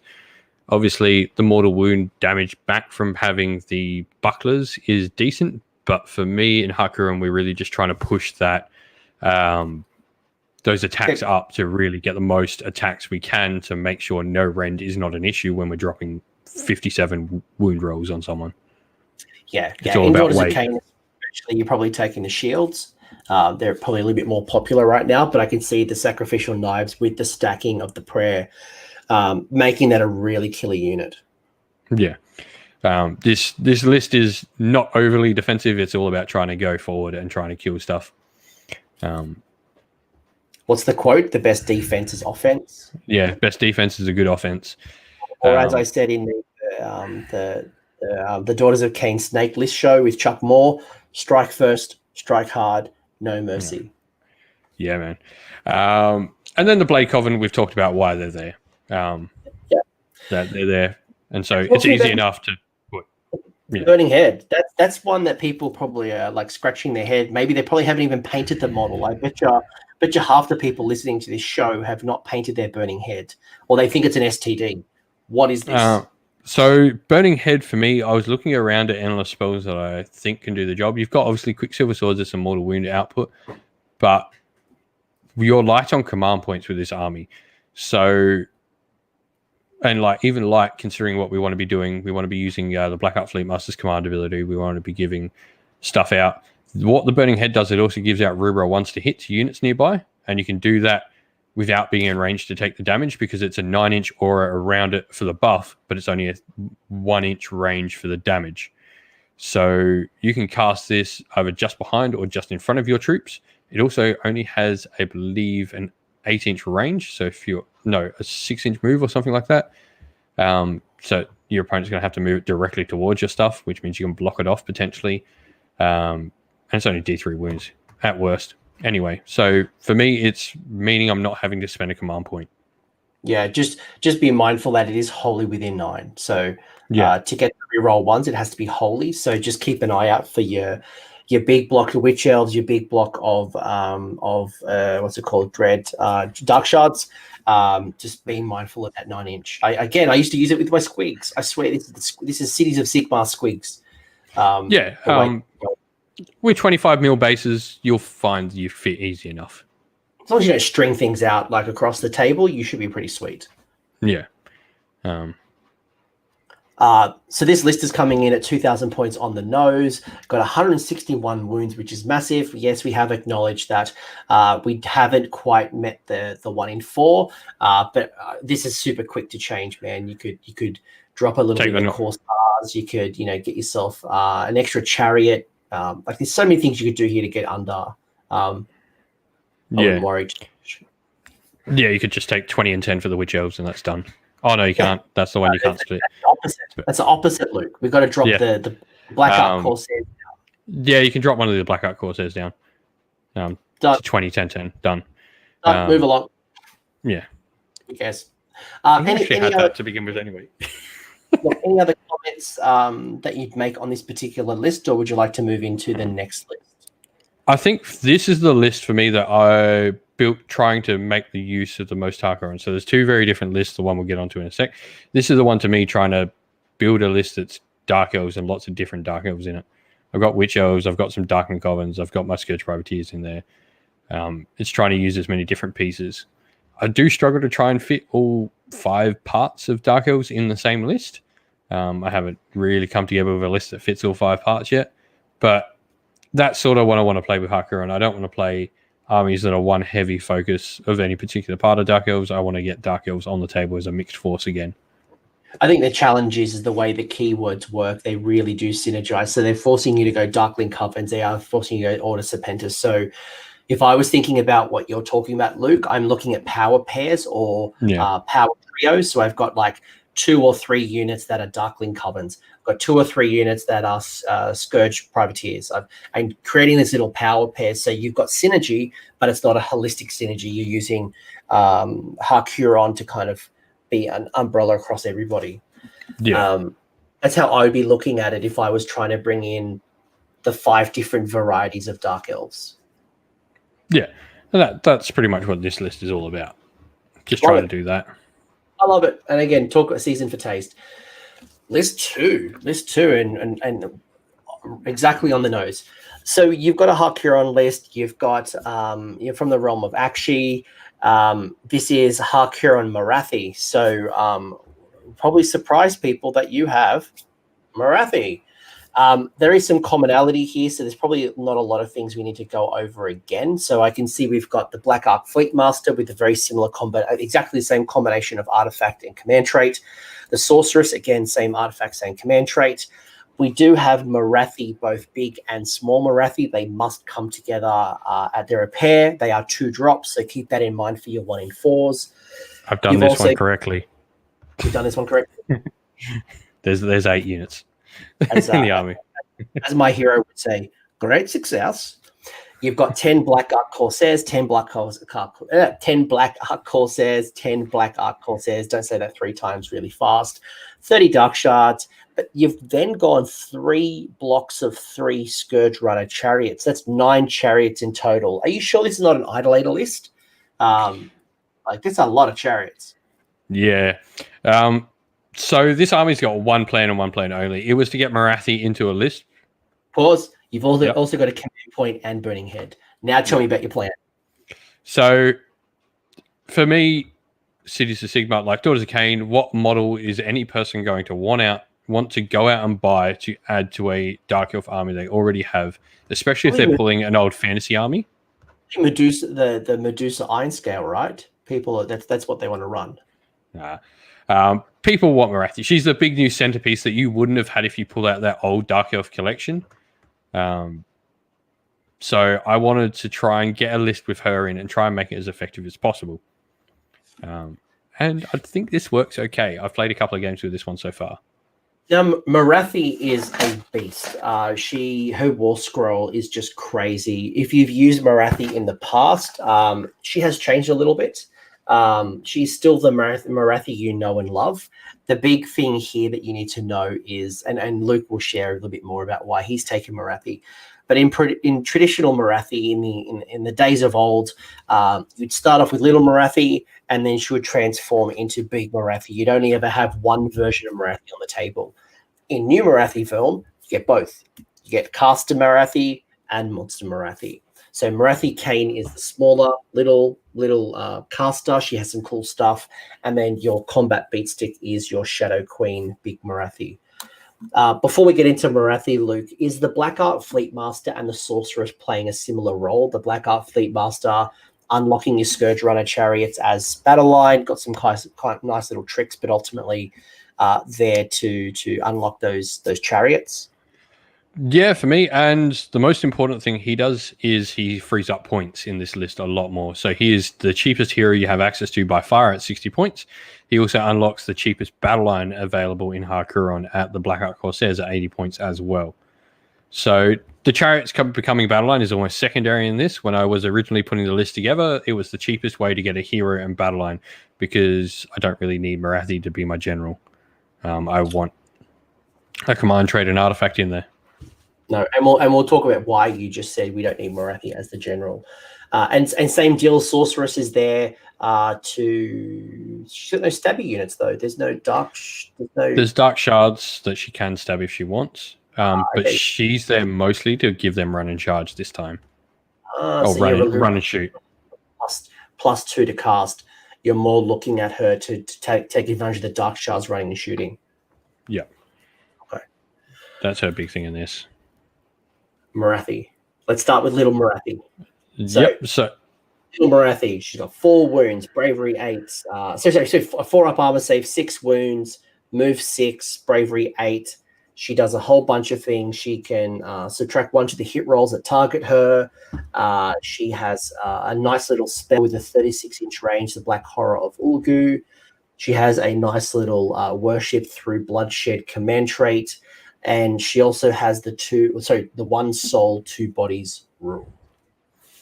Yeah. So let's talk about that 1 soul, 2 bodies, because that's the most integral part of how I'm using Morathi in this list. So the 1 soul, 2 bodies, effectively, when she went to try and become a god, it succeeded but didn't. And so she actually has 2 forms now. Her soul was rent in 2. So no longer does she turn into a beast. The beast is now the Shadow Queen, which is below, and its own war scroll alongside her.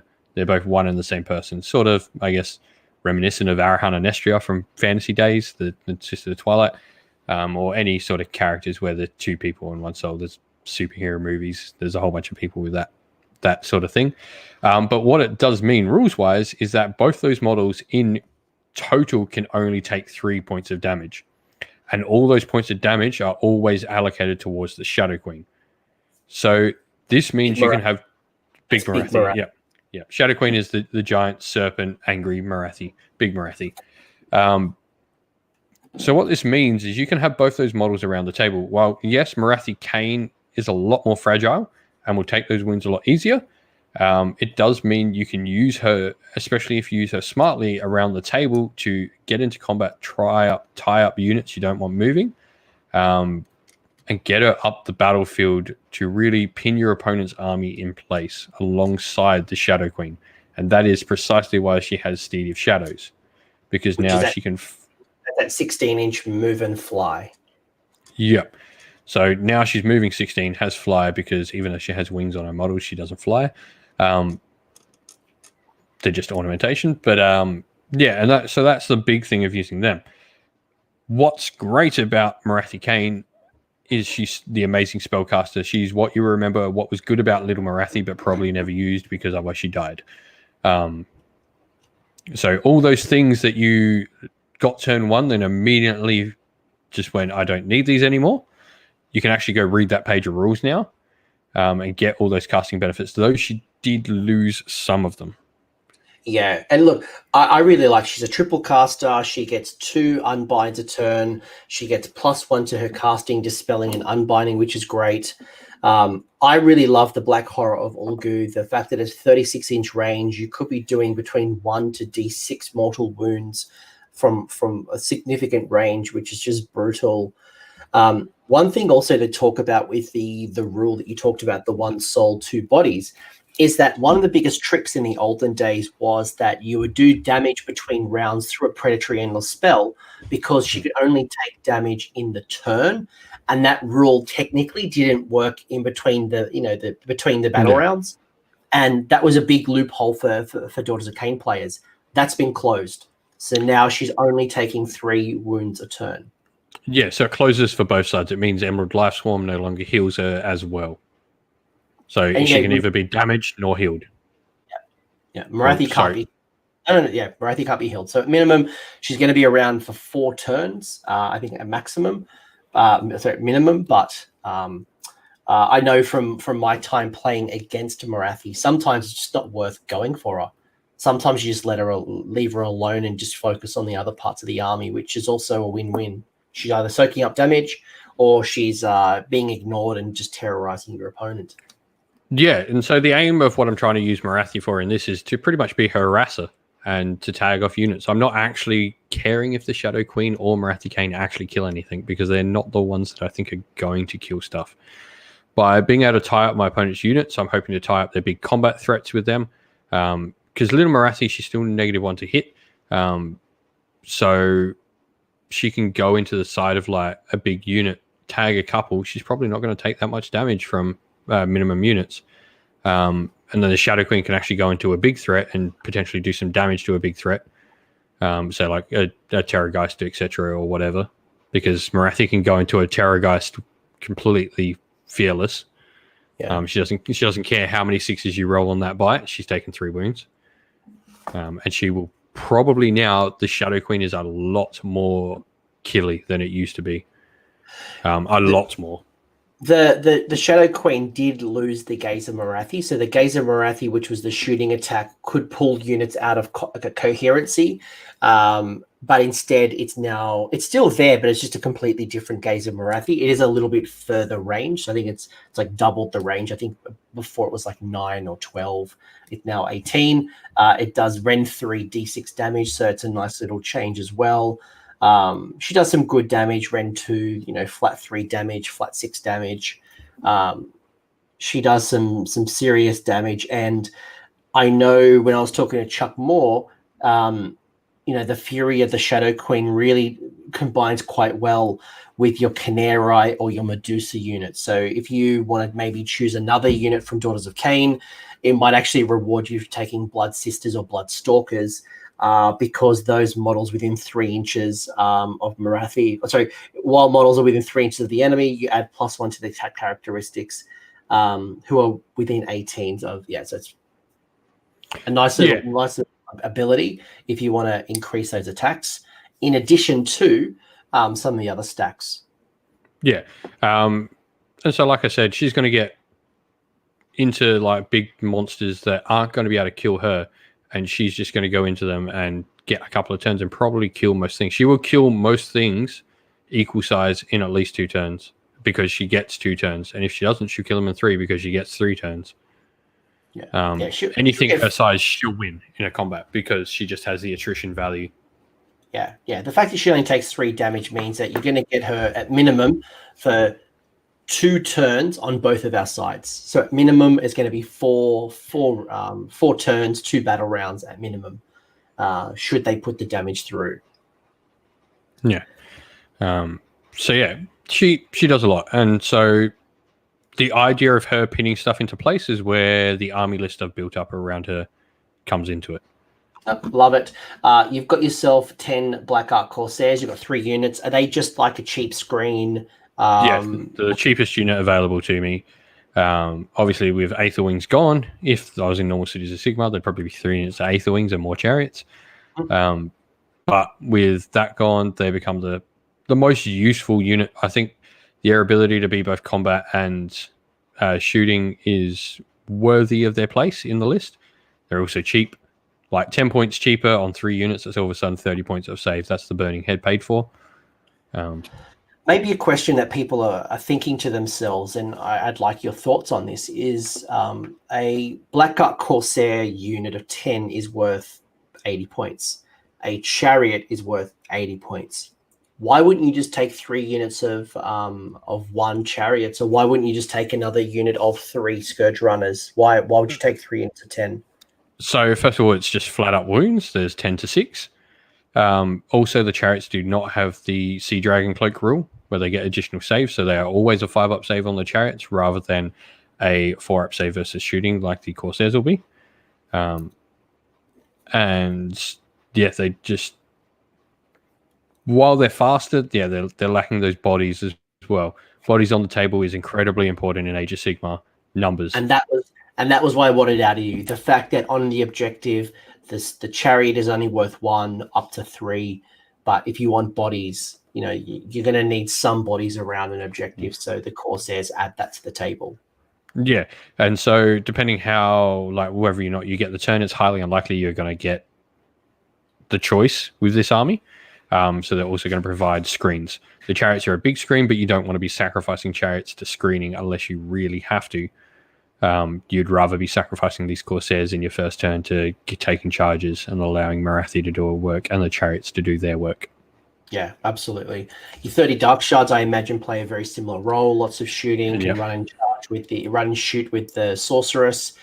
Vitriolic Spray comes into play as well. That makes those Dark Shards just even more damage. Same type of role. Nothing really changes in this list.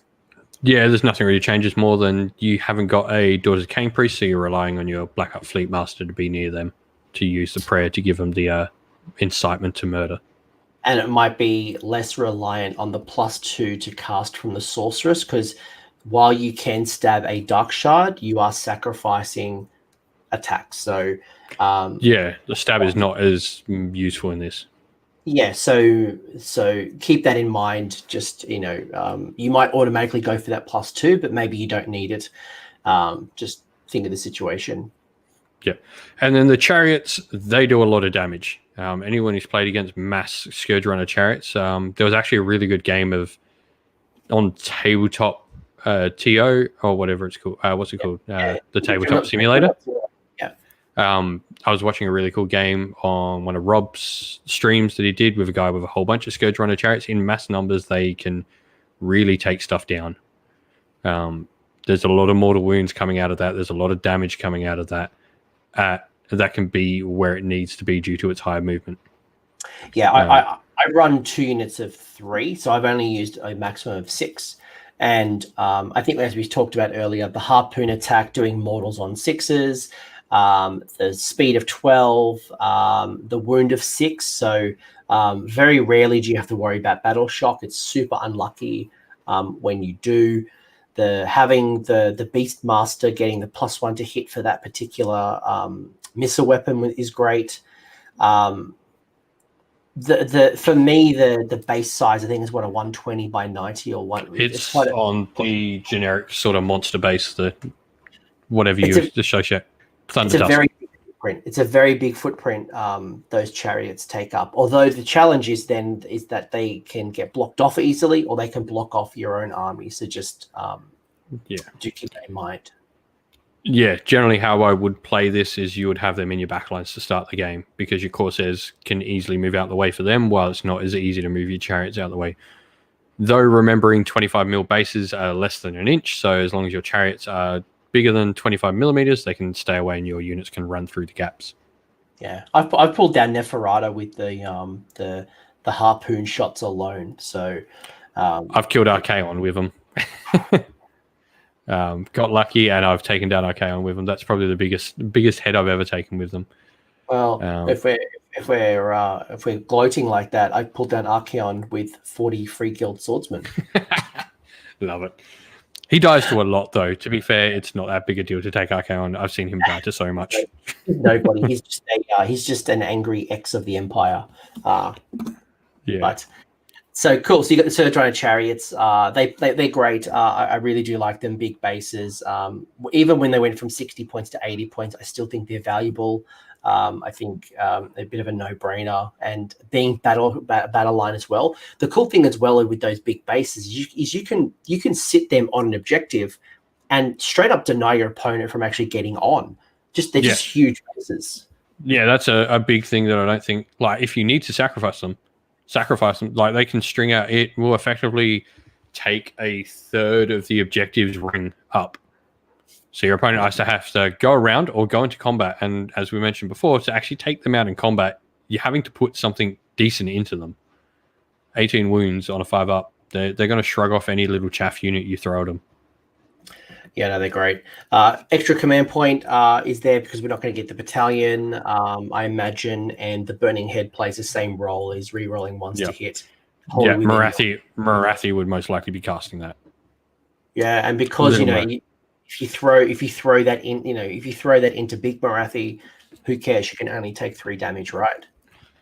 Yeah. So that can actually be useful on Morathi forward, like in your forward lines, because all of a sudden you're not having to spend that command point, which are even more so much lighter in this list.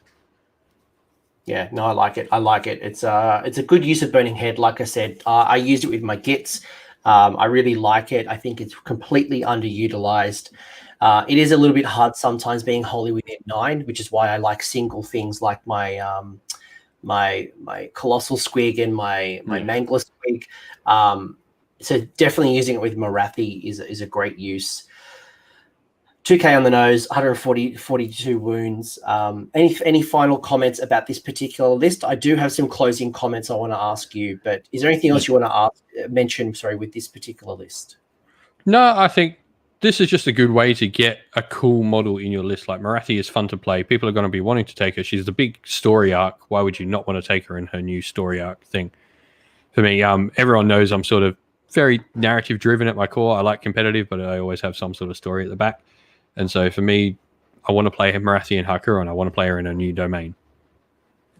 No, that's great. No, that's awesome. And I like that you've been able to bring a couple of different flavors. You've kept consistency with your list. You do have, your Scourge Runner Chariot. You've brought some consistency, but you've then changed it around. And we've talked a lot about the Dreadlord and Black Dragon, but that hasn't featured in any of your lists. So, if you don't quite like Morathi or you don't want to go buy Morathi, you could buy yourself a Dreadlord and Black Dragon, a unit of 10 Drakespawn Knights. I was going to say Dreadspawn. Yeah. Drakespawn Knights. If you want to change those chariots into Drakespawn chariots and do some mortals on the charge, if you just want to have more bodies and more, executioners or dreadblades or, those type of things, I think we've kind of showed some of the ways you can take those rules and then put it into a semi-competitive list. Again, it's not probably going to go 5-0. You're not going to go 0-5. You are middle tables, and that's good for us. That's where we want to be. Yeah. Expectations is all of it. Like, it's not a 5-0 army. I would be really surprised if I ever saw a Har Kuron list go 5-0.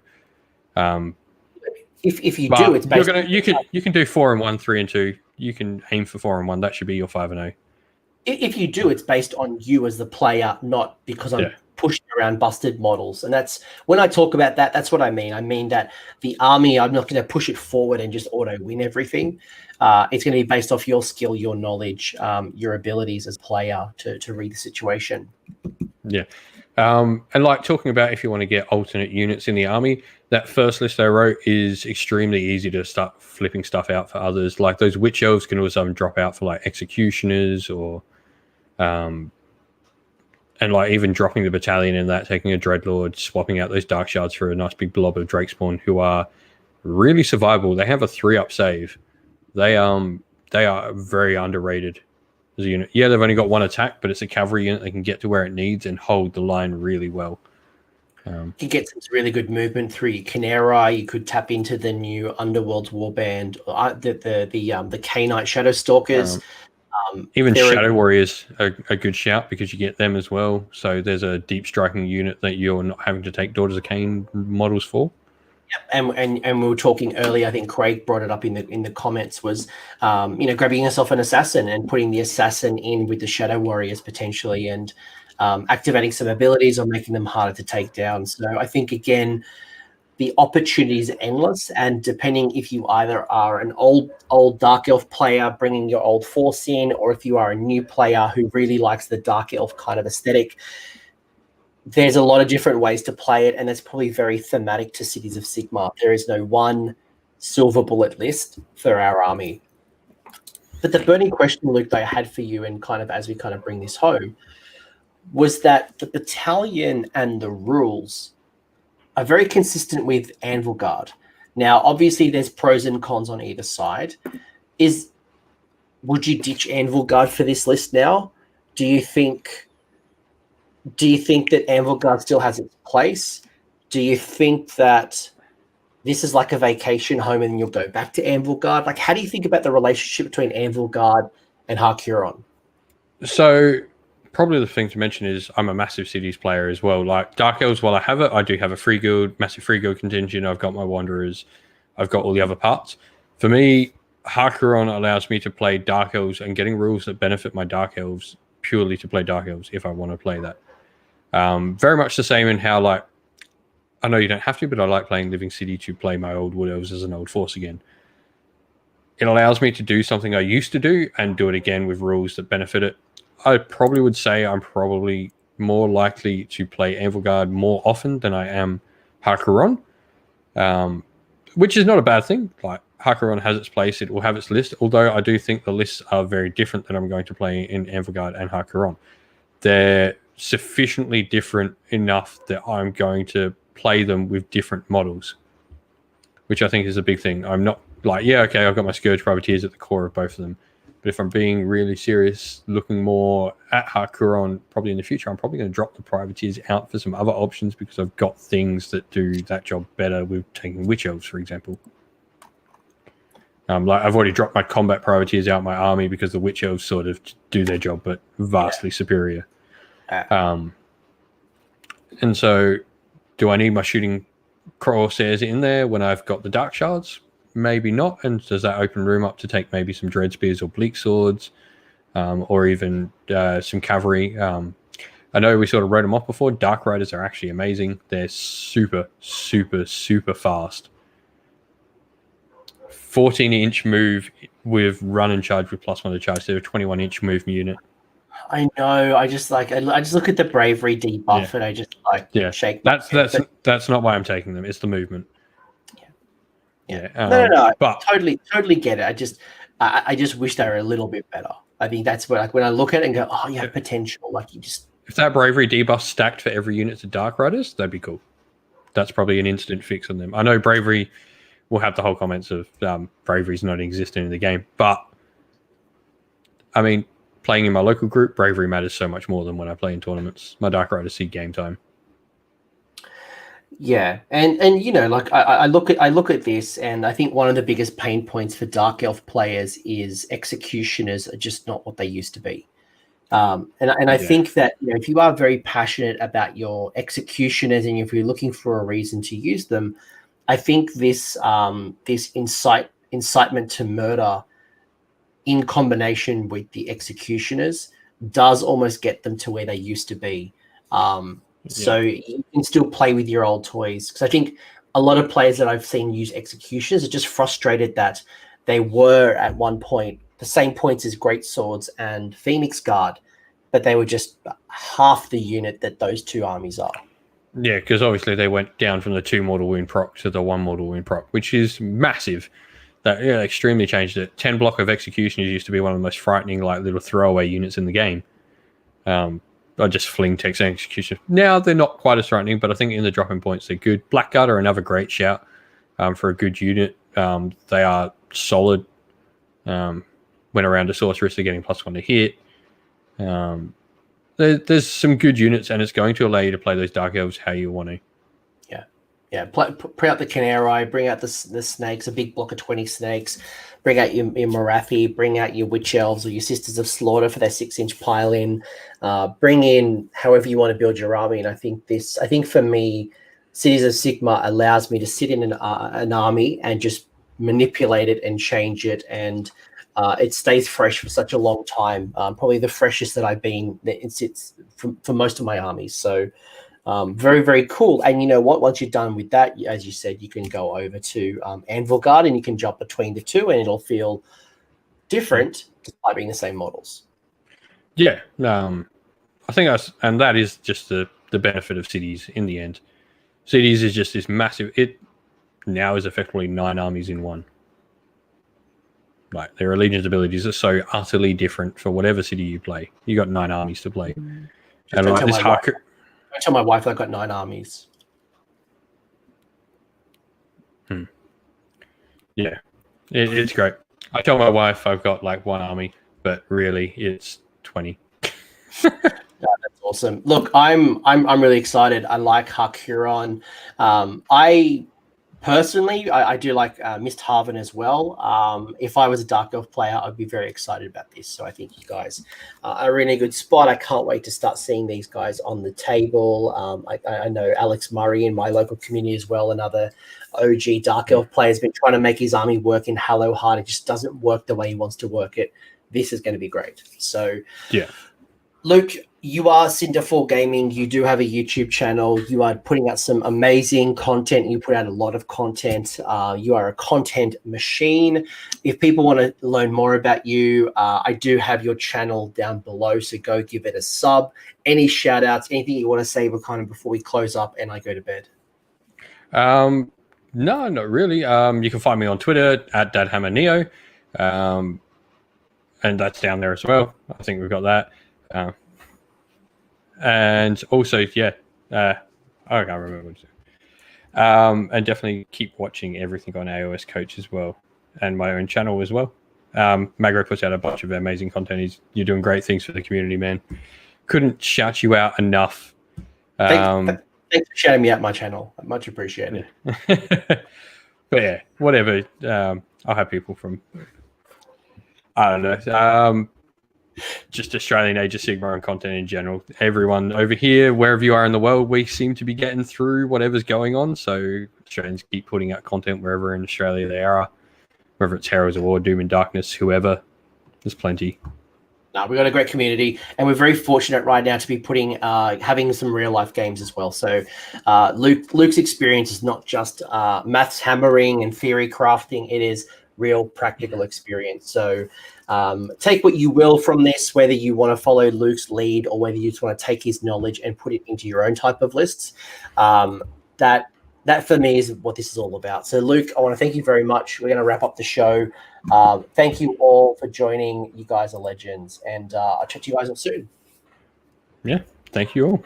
Ciao. Mate, how good was that video? Surely it's going to go straight to the pool room. If you enjoyed that video, I would appreciate it if you crush that like button, and if you have an opinion, leave it in the comment section. That lets YouTube know it's a great video and it should share it with other Age of Sigmar players. Cheers to all the bloody legends here on the screen who have financially supported AOS Coach on Patreon on YouTube members. Their contributions have helped me improve the quality, frequency, and the variety of content on this channel. So cheers guys, you are bloody legends. Until the next video, don't forget to shoot the heroes and have a good one.